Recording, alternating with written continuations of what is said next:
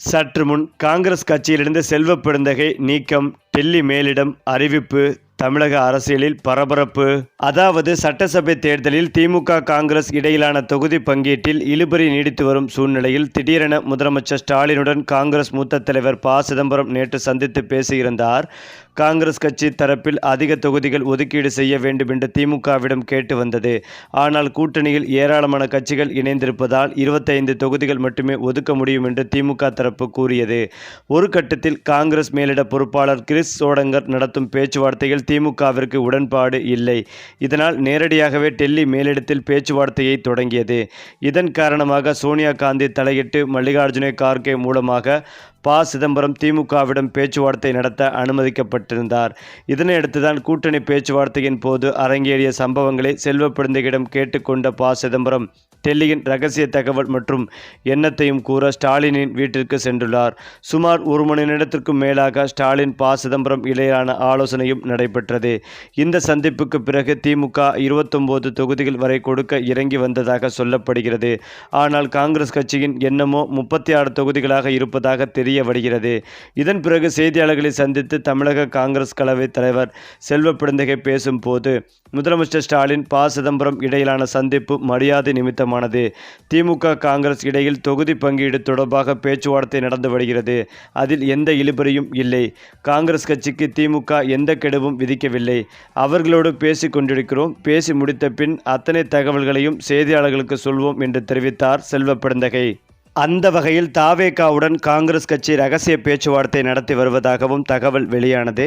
இந்த நிலையில் கடந்த தேர்தலில் காங்கிரஸ் கட்சி வெற்றி பெற்ற சில தொகுதிகளை கேட்டு திமுகவினர் காயை நகர்த்தி வருகின்றனர். அதில் சென்னை, வேளச்சேரி, தூத்துக்குடி மாவட்டத்தில் ஸ்ரீவைகுண்டம் ஆகிய தொகுதிகளுக்கு திமுகவினர் பலர் விருப்ப மனு கொடுத்திருக்கிறார்கள். சென்னை வேளச்சேரி தொகுதி கடந்த 2021ஆம் ஆண்டு சட்டமன்ற தேர்தலில் திமுக கூட்டணியில் காங்கிரஸ் கட்சிக்கு ஒதுக்கப்பட்டது. அதனைத் தொடர்ந்து காங்கிரஸ் வேட்பாளர் அசன் மௌலானா போட்டியிட்டு வெற்றி பெற்றார். அதேபோல தூத்துக்குடி மாவட்டம் ஸ்ரீவைகுண்டம் தொகுதியில் காங்கிரஸ் வேட்பாளர் ஊர்வசி அமிர்தராஜ் வெற்றி பெற்றார். இந்த 2 தொகுதிகளையும் திமுகவினர் கேட்டு கட்சி தலைமை அலுவலகத்தில் விருப்ப மனு கொடுத்திருக்கிறார்கள். இதை தவிர காங்கிரஸ் வெற்றி பெற்ற மற்ற தொகுதிகளையும் திமுகவினர் கேட்டிருக்கிறார்கள். அது மட்டுமில்லாமல் சென்னை வேளச்சேரி தொகுதியின் காங்கிரஸ் எம்எல்ஏ அசன் மௌலானாவும் தொகுதியை எட்டி பார்க்கவில்லை என்ற குற்றச்சாட்டும் உள்ளது. இந்த தொகுதி குறித்து உளவுத்துறையும் திமுகவும் நடத்திய சர்வேயில் சில முக்கிய தகவல் வந்திருக்கிறது. அதில் தொகுதியில் உள்ள பிரச்சனைகள், தற்போதைய வெற்றி வாய்ப்பு குறித்தும் கிடைத்த தகவல் அடிப்படையில் இந்த தடவை கூட்டணி அமைந்தாலும் வேளச்சேரி தொகுதியை காங்கிரஸ் கட்சிக்கு ஒதுக்க வேண்டாம் என மனநிலையில் திமுக தலைமை இருப்பதாக தகவல் வெளியாகி வருகிறது. இதனால் திமுக இளைஞரணி வேளச்சேரி தொகுதியை கேட்டு கட்சி தலைமையிடம் காயை நகர்த்தி வருகிறது. இந்த தேர்தலில் வேளச்சேரி தொகுதி திமுகவிற்கு ஒதுக்கீடு செய்யப்பட்டால் துணை முதல்வர் உதயநிதியின் ஆசையோடு இளைஞரணியின் மாநில துணை செயலாளர் வழக்கறிஞர் ஜோயலுக்கு சீட் கிடைக்கும் என சொல்லப்படுகிறது. தவேகா தலைவர் விஜய் இந்த தொகுதியில் போட்டியிட வேண்டும் என அந்த கட்சியினரும் தங்களின் விருப்பத்தை தெரிவித்து வருகிறார்கள். அதிமுகவை பொறுத்தவரை முன்னாள் எம்எல்ஏவும் மாவட்ட செயலாளருமான அசோக் இந்த தொகுதியில் தேர்தல் பிரச்சாரத்தை தொடங்கி தேர்தல் பணிகளை மேற்கொண்டும் வருகிறார். கடந்த சட்டமன்ற தேர்தலில் காங்கிரஸ் வெற்றி பெற்ற தூத்துக்குடி மாவட்டம் ஸ்ரீவைகுண்டம் தொகுதிகளையும் திமுகவினர் கேட்டு கட்சி தலைமையில் விருப்ப மனு கொடுத்திருக்கிறார்கள். இந்த தொகுதியில் இதுவரை நடந்த தேர்தல்களில் 7 தடவை காங்கிரசும், 5 தடவை அதிமுகவும், 3 தடவை திமுகவும் வெற்றி பெற்றுள்ளது. இதனால் திமுக காங்கிரஸ் கூட்டணி கட்சியின் கோட்டையாகவே இந்த தொகுதி பார்க்கப்பட்டும் வருகிறது. அதிமுக சார்பில் வெற்றி பெற்ற சண்முகநாதனுக்கு அமைச்சர் பதவியும் கிடைத்தது. அதிக தடவை காங்கிரஸ் கட்சி வெற்றி பெற்றதால் திமுக கூட்டணியில் காங்கிரஸ் கட்சிக்கே இந்த தொகுதி ஒதுக்கப்பட்டும் வருகிறது.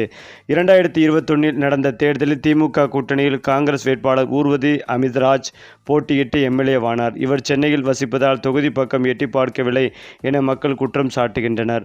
அதோடு தொகுதி மக்களின் குறைகளையும் அவர் நிறைவேற்றவில்லை என்ற குற்றச்சாட்டும் தொகுதி முழுவதும் பரவலாக கேட்க முடிகிறது. அதனை அதிமுகவின் முன்னாள் அமைச்சர் சண்முகநாதன் தனக்கு சாதகமாக்கியதோடு தொகுதி முழுவதும் தீவிர பிரச்சாரத்திலும் ஈடுபட்டும் வருகிறார். ஆனால் திமுக கூட்டணியில் இந்த தடவை எந்த கட்சிக்கு இந்த தொகுதி ஒதுக்கீடு செய்யப்படுகிறது என்பது இதுவரை உறுதிப்படுத்தப்படவில்லை. இந்த சூழ்நிலையில் ஸ்ரீவைகுண்டம் தொகுதியில் உள்ள திமுகவினரில் 20க்கும் மேற்பட்டவர்கள் இந்த தொகுதியில் போட்டியிட விருப்ப மனு தாக்கல் செய்திருக்கிறார்கள். ஆனால் திமுகவிற்கு இந்த தொகுதி ஒதுக்கப்படுமா என்ற கேள்வியும் எழுந்திருக்கிறது. மேலும் இந்த தேர்தலில் ஸ்ரீவைகுண்டம் தொகுதியை காங்கிரசுக்கு ஒதுக்கக்கூடாது என திமுகவினர் கட்சி தலைமையிடம் வலியுறுத்தியும் வருகிறார்கள்.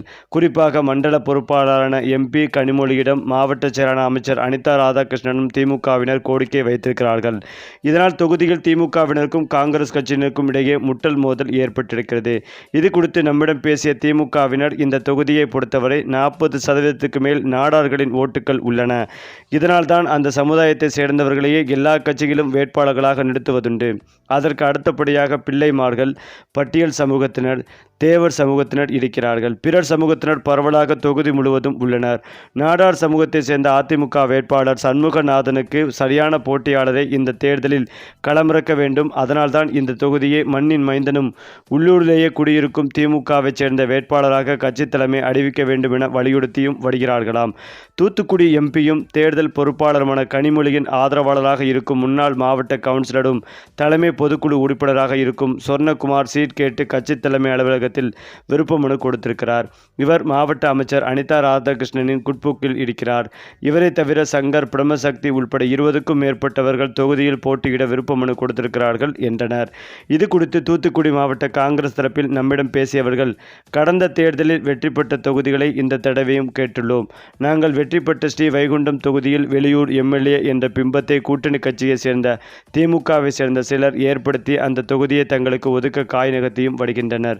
இந்த தொகுதி காங்கிரசின் கோட்டையாகவே பார்க்கப்பட்டும் வருகிறது.